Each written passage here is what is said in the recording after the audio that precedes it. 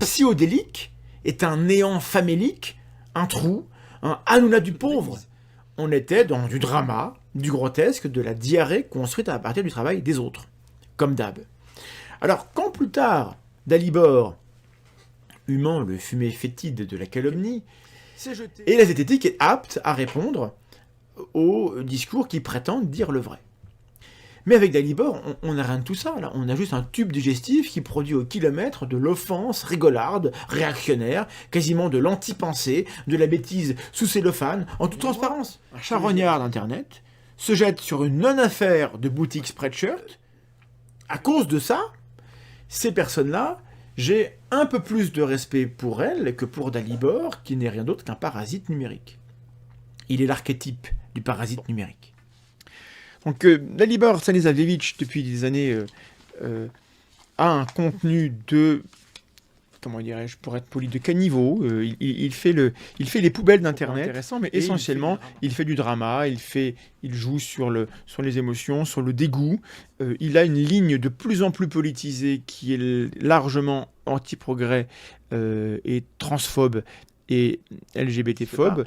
Je suis en conflit épistémique, intellectuel et moral avec un individu qui fait les fonds de poubelle, qui appuie sur les boutons mentaux des mauvais instincts humains et qui parasite, pour le coup, mon activité de politicien, agrémentée de rires gras et de commentaires vaseux d'un type qui ne comprend rien à ce qu'il raconte et organise finalement une sorte de dîner de cons en solitaire en offrant au voyeurisme ambiant la spirale dans laquelle il patauge et s'injecte de la panique morale en intraveineuse devant sa webcam.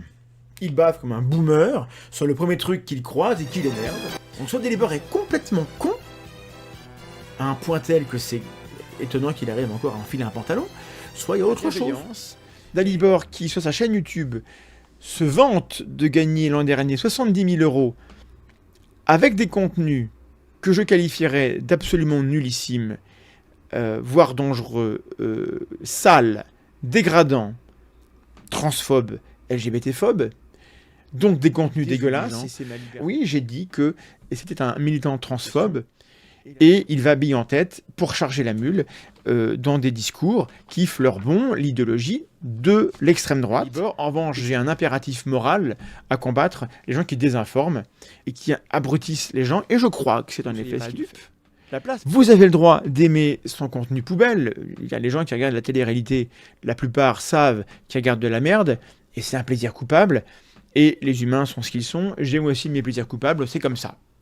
On aime des choses, on sait qu'on ne devrait pas. Bon, à faire du fric. Monsieur Dalibor Stanislavievitch veut continuer à gagner beaucoup d'argent sur sa chaîne, tout en empêchant les gens de critiquer le contenu tout pourri de sa chaîne. Et je veux et j'exige d'avoir le droit de dire quand un contenu c'est de la merde. Et puis il y a un autre type de discours nuisible, beaucoup plus difficile à combattre, parce qu'il ne dit rien. Il n'est que vomissure. Il n'empêche que quand on gagne 70 000 € par an en faisant de la merde, on ne devrait peut-être pas trop la ramener et supporter les critiques et puis continuer à faire du fric. Monsieur Dalibor, essentiellement, ce que l'avocat de Monsieur Stanislavievitch me reproche, c'est que, je cite, il est manifeste que les propos injurieux et désobligeants sont multiples. Oui, j'ai eu des propos... Alors, injurieux, je ne suis pas sûr, mais désobligeants, oui, j'ai plein de propos désobligeants. Et il faut supporter, lorsqu'on est sur Internet, mon cher Dalibor, que des gens tiennent des propos désobligeants. Et bien, si Dalibor perd des abonnés parce que c'est un type qui est toxique, j'en suis très heureux. Ce que pense Dalibor, je ne sais pas s'il pense beaucoup.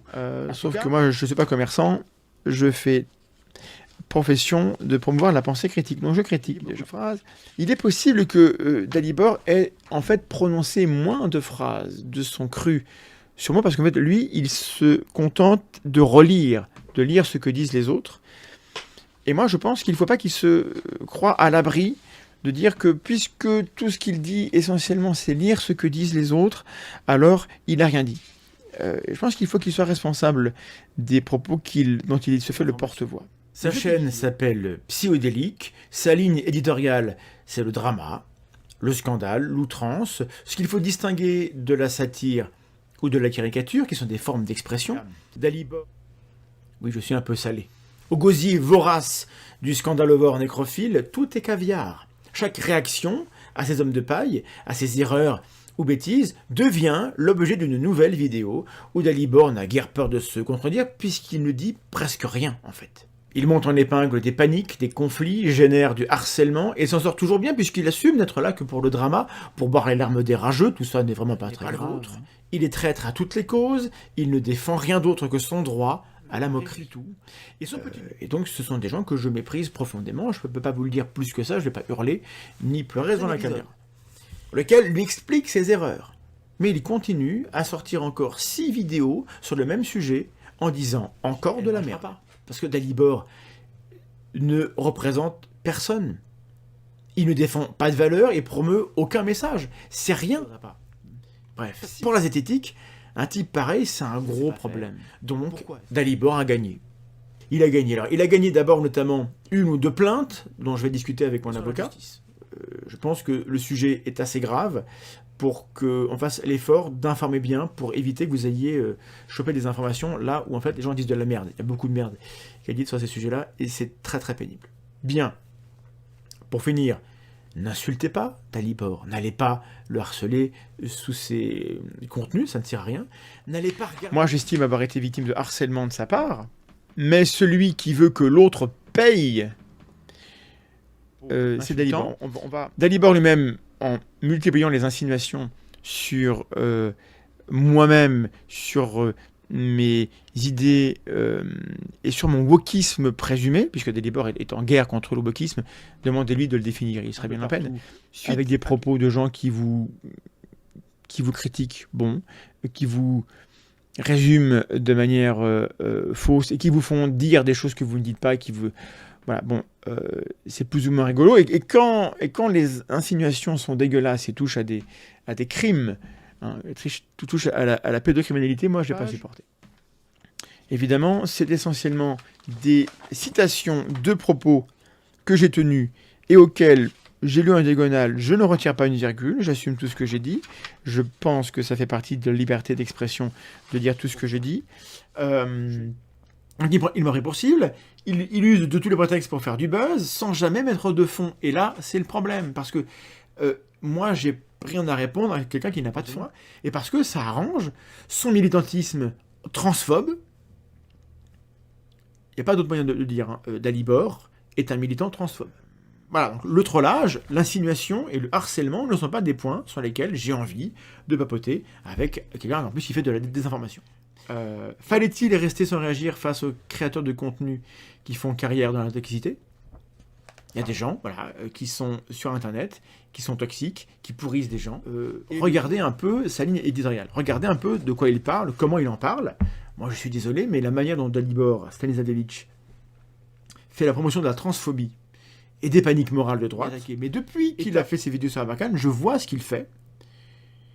Et tôt ou tard, ça aurait clashé parce qu'il fait vraiment de la merde. Pas de fond.